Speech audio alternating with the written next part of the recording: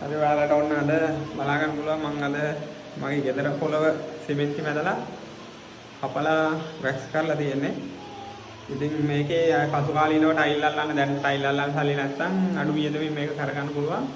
ඒ වගේම ඊට පස්සේ ටයිල් අල්ලනකොට මේක චිප් කරලා ටයිල් එක අල්ලන්න විතරයි තියෙන්නේ. එතකොට ඔයාලට ගොඩක් මේ පදිංචියෙන් මේ වගේ වුණාම ලේසි වෙවි. බලමු මම පොඩ්ඩක් පෙන්නන්නම්.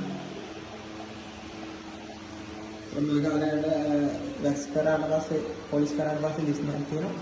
මම කළු පාට ස්ටර්ටින් එකක් ගහලා තින්නේ ටයිල් එකෙන්. මේ ඔයාලා බදාම කපුව පොළව සිමෙන්ති මැදලා ඒක කපලා වැක්ස් කරලා තියෙන්නේ. ටොප් කොණ්ඩයක් දාලා.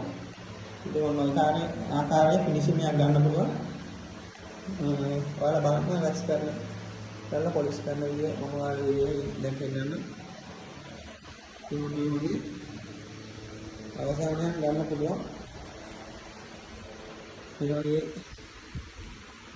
කරගන්න ඕන නම් මෙතන කතා කරන්න. ඇත්තටම පසු කාලේනම ටයිල් අල්ලගන්න පුළුවන් චිප් කරලා. මේ වගේම තමයි චූටි බබා බිම තියන්න විදියක් නැහැ නේ ටයිල් අල්ලගන්නකම්. ඉතින් මෙන්න මේ වැඩේ කරගත්තා නම් ඔයාලට අඩු වියදමකින් දරුවටත් කිසි ගැටලුවක් නැහැ. විලාසේ දඟල ඉන්න පුළුවන් බිම. ඔයාලා ටයිල් ඇල්ලුවත් කොහොමද බදාම් කපන්න ඕනේ. ඉතින් බදාම් කපලා අමතර වියදම වල යන්නේ මේ සිමෙන්ති මැදලා පොලිෂ් කරන එක විතරයි.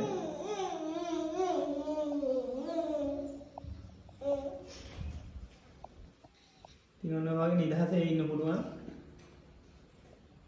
දරුවෝ